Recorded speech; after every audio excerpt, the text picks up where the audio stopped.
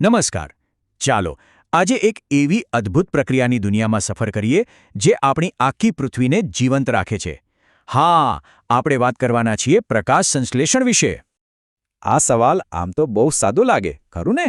પણ એનો જવાબ એક એવી જાદુઈ પ્રક્રિયામાં છુપાયેલો છે જે દરરોજ, દર ક્ષણે આપણી ચારે બાજુ થઈ રહી છે.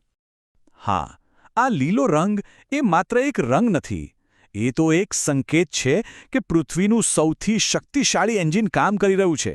એક એવું એન્જિન જે સૂરજના તડકાને જીવનમાં ફેરવી નાખે છે. તો ચાલો આપણી આ સફરની શરૂઆત કરીએ આ લીલીછમ દુનિયાથી જ અને સમજીએ કે આ રંગ પાછળ કઈ પ્રક્રિયા છુપાયેલી છે. આપણી આસપાસ નજર કરીએ. નાનામાં નાના ઘાસના તણખલાથી લઈને મોટા મોટા ઘટાદાર વૃક્ષો સુધી આ બધી જ વનસ્પતિઓમાં એક વાત સામાન્ય છે. એ બધા એક જ મૂળભૂત પ્રક્રિયા પર ટકેલા છે. તો હવે આ મોટા ચિત્રમાંથી થોડું ઝૂમ ઇન કરીએ અને એકદમ સૂક્ષ્મ સ્તર પર જઈએ. કારણ કે આખી પ્રક્રિયાનું રહસ્ય એક સામાન્ય દેખાતા પાંદડાની અંદર જ છુપાયેલું છે. હા, પાંદડું એ કોઈ સાધારણ વસ્તુ નથી. એ તો એક આખી ફેક્ટરી છે. અને કેવી ફેક્ટરી? એકદમ હાઈટેક સોલર પાવર્ડ ફેક્ટરી. ચાલો જોઈએ કે એની અંદર શું ચાલી રહ્યું છે. આપણે જેને ખાલી એક લીલી સપાટ વસ્તુ સમજીએ છીએ એ વાસ્તવમાં તો અંદરથી ખૂબ જ જટિલ છે. એમાં સ્તરો પર સ્તરો છે, કોષોનું આખું નેટવર્ક છે, બધું જ એકદમ પરફેક્ટ રીતે ગોઠવાયેલું છે. અને આ ફેક્ટરી ક્યારેય અટકતી નથી. દિવસભર સૂર્યનો તડકો હોય ત્યાં સુધી એ સતત કામ કરે છે. કાચો માલ લે છે અને એને ઊર્જામાં ફેરવે છે. એનું દરેક કોષ જાણે કે એક નાનકડી મશીન હોય. હવે કોઈપણ ફેક્ટરીને કામ કરવા માટે કાચો માલ તો જોઈએ જ, બરાબર ને? તો આ ફેક્ટરીનો કાચો માલ આવે છે હવામાંથી. પાંદડાની સપાટી પર છે ને હજારો નાના નાના દરવાજા જેવા છિદ્રો હોય છે. એને કહેવાય સ્ટોમાટા. બસ આ જ દરવાજામાંથી કાર્બન ડાયોક્સાઇડ અંદર આવે છે.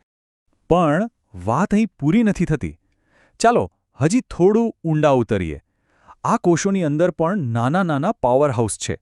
એને કહેવાય છે હરિતકણ અથવા તો ક્લોરોપ્લાસ્ટ. આ જે જગ્યા છે જ્યાં અસલી જાદુ થાય છે. અને આ આખી પ્રક્રિયાનો હીરો કોણ છે ખબર છે? એક ખાસ રંગદ્રવ્ય જેનું નામ છે ક્લોરોફિલ. આના વગર કશું જ શક્ય નથી. એના નામમાં જ એનો અર્થ છુપાયેલો છે, લીલું પાંદડું. પણ આ કોઈ સામાન્ય અણુ નથી. એની પાસે એક સુપર પાવર છે, સૂર્યના કિરણોમાંથી ઊર્જાને પકડી લેવાનો. હવે એક મજેદાર વાત જાણવા જેવી છે. પાંદડા લીલા કેમ દેખાય છે? એટલા માટે નહીં કે ક્લોરોફિલ લીલો રંગ પસંદ કરે છે, બલકે એનું ઉલટું છે. ક્લોરોફિલ તો વાદળી અને લાલ રંગના પ્રકાશને શોષી લે છે અને જે લીલો રંગ બચે છે એને પાછો ફેંકી દે છે. એટલે જ આપણને બધું લીલું દેખાય છે. અને હા, ક્લોરોફિલ પણ એકલું નથી. એની પણ એક ટીમ છે. ક્લોરોફિલ એ અને બી બંને સાથે મળીને કામ કરે છે, જાણે એક પરફેક્ટ જોડી, જે સુનિશ્ચિત કરે છે કે સૂર્યપ્રકાશનો એક પણ કણ વેડફાય નહીં. તો કાચો માલ આવી ગયો, પાવર હાઉસ તૈયાર છે અને આપણો હીરો પણ હાજર છે. તો હવે રેસિપી શું છે? ચાલો જીવન બનાવવાની આ રેસિપી પર એક નજર કરીએ.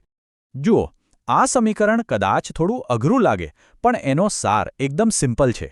વનસ્પતિ 3 વસ્તુઓ લે છે: હવામાંથી કાર્બન ડાયોક્સાઇડ, મૂળમાંથી પાણી અને સૂર્યમાંથી ઊર્જા. અને બદલામાં શું બનાવે છે? 2 અદ્ભુત વસ્તુઓ: શર્કરા એટલે કે પોતાનો ખોરાક અને ઓક્સિજન. આ આખી પ્રક્રિયા મોટા ભાગે 2 સ્ટેપમાં વહેંચાયેલી છે. સ્ટેપ 1, સૂર્યની ઊર્જાને પકડવી. અને સ્ટેપ 2, એ પકડેલી ઊર્જાનો ઉપયોગ કરીને ખોરાક એટલે કે શર્કરા બનાવવી. સિમ્પલ અને એકદમ અસરકારક. તો આપણે પાંદડાની અંદરની ફેક્ટરી જોઈ લીધી. હવે પાછા ઝૂમ આઉટ કરવાનો સમય છે અને જોવાનો સમય છે કે આ નાનકડી પ્રક્રિયાની આપણા આખા ગ્રહ પર કેટલી મોટી અસર પડે છે. એ રેસિપીમાંથી જે 2 વસ્તુઓ બનીને એણે આપણી દુનિયાને હંમેશા માટે બદલી નાખી. એક તરફ છે શર્કરા. પૃથ્વી પરની લગભગ દરેક ફૂડ ચેઇનનો પાયો આ જ છે. અને બીજી તરફ ઓક્સિજન. વનસ્પતિ માટે તો એ ફક્ત એક બાય પ્રોડક્ટ છે, પણ આપણા માટે એ તો જીવન છે, શ્વાસ છે. આપણી હવામાં જે લગભગ 21% ઓક્સિજન છે, વિચાર્યું છે ક્યારે એ આવ્યું ક્યાંથી? જવાબ છે આ જ નાની નાની લીલી ફેક્ટરીઓમાંથી, જે અબજો વર્ષોથી ચૂપચાપ પોતાનું કામ કરી રહી છે. વિચારો, આપણા વાતાવરણમાં જે પણ ઓક્સિજન છે એ લગભગ બધો જ આ પ્રક્રિયાની દેન છે. એક નાનકડા પાંદડાની અંદર થતી પ્રક્રિયાની આખા ગ્રહ પર અસર ખરેખર અકલ્પનીય છે. તો આ નાનકડા લીલા એન્જિને આપણી આખી દુનિયા બનાવી છે. આપણું વાતાવરણ, આપણો ખોરાક, આપણું અસ્તિત્વ બધું જ એના પર નિર્ભર છે.